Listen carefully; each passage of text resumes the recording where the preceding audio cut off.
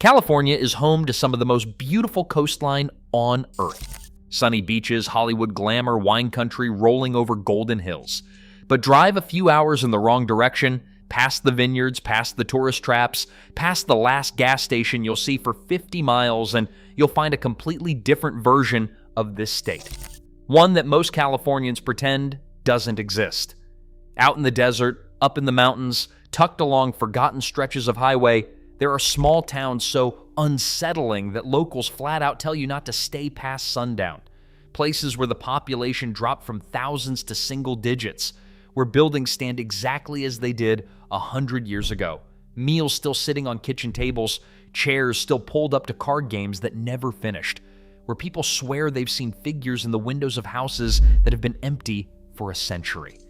These are the 10 creepiest small towns in California, and some of them are still technically inhabited, which honestly makes them worse. Number 10. Niland. Sitting on the eastern shore of the Salton Sea in Imperial County, Niland is a dusty agricultural town that most people blow right past on their way to somewhere else. But just south of Niland is where things get strange, at a place called Slab City, an off-grid community built on the concrete slabs of an abandoned military base. There is no running water, no electricity from the grid, no law enforcement, and no rules. Hundreds of people live here year-round in trailers, tents, and makeshift shelters cobbled together from whatever they could find. At the entrance sits Salvation Mountain, a massive folk art installation covered in thousands of gallons of paint and religious scripture. It looks like a fever dream dropped in the middle of the desert. Niland itself feels like the last outpost before civilization just gives up. The buildings sag, the streets crack in the heat, and the smell from the dying Salton Sea, a lake so toxic that dead fish wash up in piles along the shore, settles over everything like a blanket you cannot shake off. Drive along the old Route 66 through the Mojave Desert and you'll eventually spot Roy's Motel and Cafe, a mid-century roadside stop with a towering neon sign that hasn't welcomed a real guest in decades. This is Amboy, or what's left of it. The town started as a railroad community, then became a pit stop for travelers heading between Los Angeles and Las Vegas. When Interstate 40 bypassed the town in 1973, the cars stopped coming, and so did everything else. Today, the silence in Amboy is almost aggressive.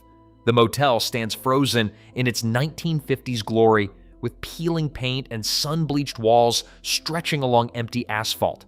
Behind the town looms Amboy Crater, an extinct cinder cone volcano rising from the flat desert floor. The combination of the abandoned buildings and that massive dark crater on the horizon creates a feeling that something about this place went very wrong, and nobody stuck around long enough to explain what. Number 8. Calico. 3 miles outside of Barstow in San Bernardino County, the old silver mining town of Calico sits in the multicolored hills of the Mojave Desert.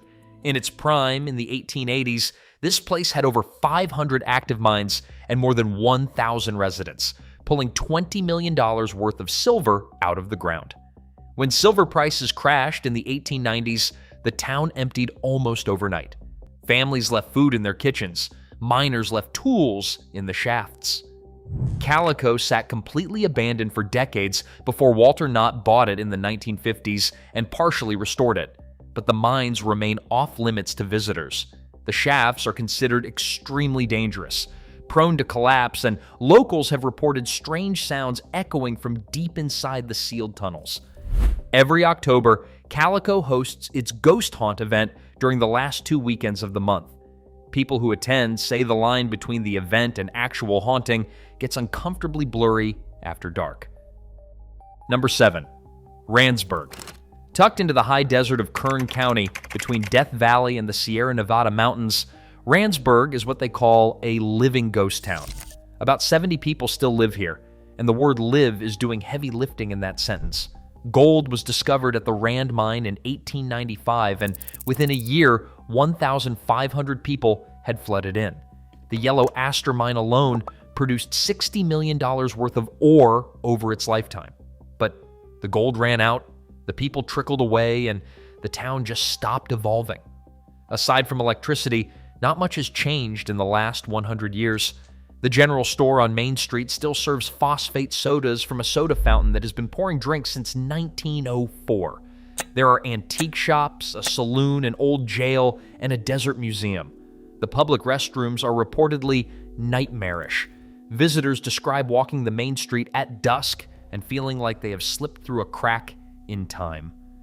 The buildings look the same. The furniture has not moved. The only thing missing is the people. Deep in the shadows of the Darwin Hills near Death Valley, this former lead and silver mining town once held 3,500 residents at its peak in the 1870s. By 1880, fewer than 100 remained. Today, fewer than 40 people still live in Darwin, and they seem perfectly fine with that number staying exactly where it is. Abandoned mine headframes still tower over the landscape.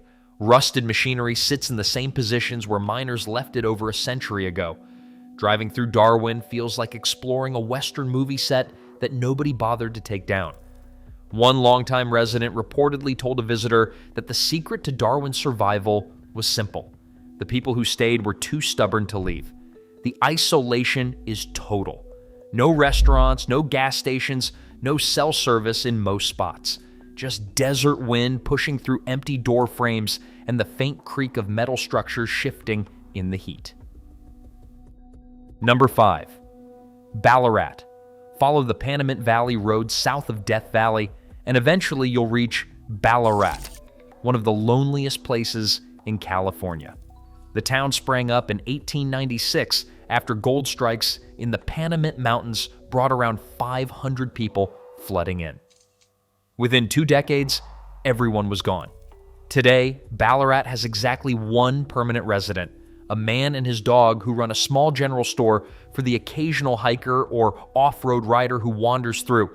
But the creepiest part of Ballarat has nothing to do with its emptiness. Charles Manson and his followers used this remote area as a hideout in the late 1960s while the family was terrorizing Los Angeles. You can still see an abandoned truck that belonged to the Manson family sitting in the desert near town. The most famous former resident of Ballarat was a prospector called Seldom Seen Slim, one of the last old-school desert prospectors from the Mojave. When he died in 1968, his eulogy was broadcast nationwide. His gravestone reads, "Me lonely? Hell no. I'm half coyote and half wild burro." Number 4. Trona. Built as a company town for the chemical mining industry in San Bernardino County, Trona is not your typical ghost town because people still live here. But many of the buildings are abandoned, the infrastructure is crumbling, and the whole place feels like it is holding on by a thread. The real reason Trona makes this list is what sits just outside of town, the Trona Pinnacles. Over 500 tufa spire formations rise out of the dry lake bed of Searles Lake, some of them reaching heights of 140 feet. They look like they belong on another planet. These strange rock towers even doubled as alien landscapes in movies like Star Trek and Planet of the Apes. The scale and silence make the scene feel alien.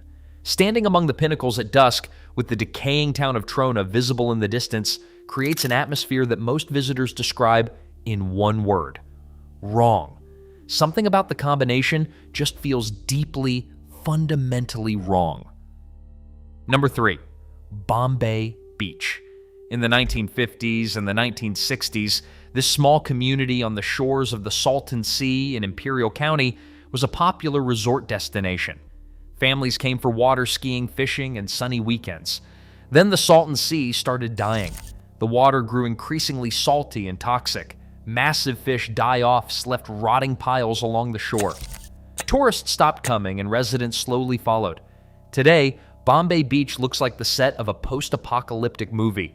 Abandoned homes sit half buried in sand and salt. Rusted car frames dot the landscape. The smell from the dying lake can be overwhelming on hot days.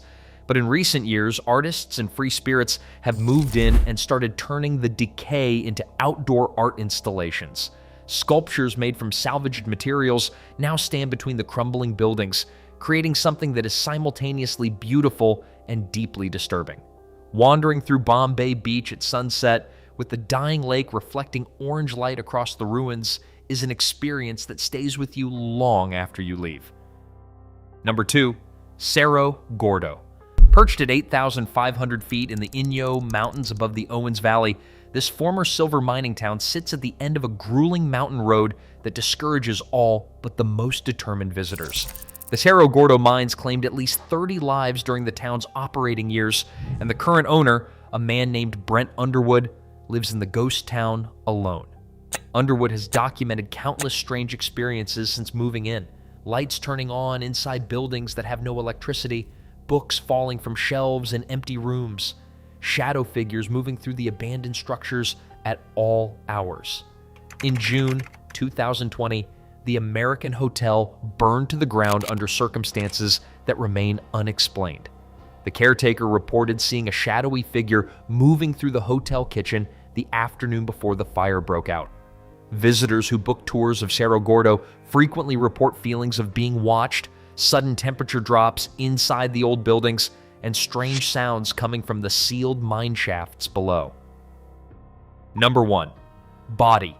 There is no town in California creepier than Bodie. Sitting at nearly 8,400 feet in the Bodie Hills east of the Sierra Nevada in Mono County, this was once the third largest city in California with close to 10,000 residents. 65 saloons lined a mile-long main street. The town had its own red light district, a Chinatown, daily newspapers, and nearly a murder every week during its peak.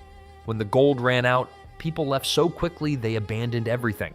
Meals on tables, clothes in closets, pool balls racked and ready on saloon tables. California maintains Bodie in a state they invented a term for, called arrested decay. The buildings are not restored, they are simply prevented from collapsing entirely. Everything inside stays exactly where it was left more than 100 years ago. But what really puts Bodie at number 1 is the curse. A park ranger, fed up with visitors stealing artifacts, made up a story that anyone who takes anything from Bodie will suffer terrible luck until they return it. And then something unexpected happened. People actually started experiencing terrible luck. The park receives stolen items in the mail almost every week, accompanied by handwritten letters begging for forgiveness. Nails, glass shards, coins, rocks, even a full-size antique piano. The letters describe car accidents, job losses, divorces, mysterious illnesses, even pets dying within days of the theft. One letter from 2004 said the sender had never experienced so much rotten luck in their life and begged the park to forgive them for testing the Bodie curse. The Rangers have collected so many of these letters that they now fill an entire exhibit in the Bodie Museum. They also report sightings of a child ghost they call the Angel of Bodie, a young girl who died in 1897 and is said to play with children who visit the cemetery. An old woman's ghost reportedly sits in a rocking chair inside one of the homes, knitting. And the smell of Italian cooking has been reported wafting from a house that has been empty for over a century. Whether you believe in curses or not, 200,000 people visit Bodie every year. And the Rangers have one consistent piece of advice: don't take anything. Not a rock, not a nail, not even a pebble stuck in your shoe. Because whatever is still watching over Bodie, it keeps very careful count. If this video gave you chills, hit subscribe. We cover the strangest, most unsettling places across America every single week. If you've ever been to one of these towns, drop your experience in the comments. We read every single one. Now go check out our video, 10 Creepiest Ghost Towns in California that are still alive. Trust me, it gets worse.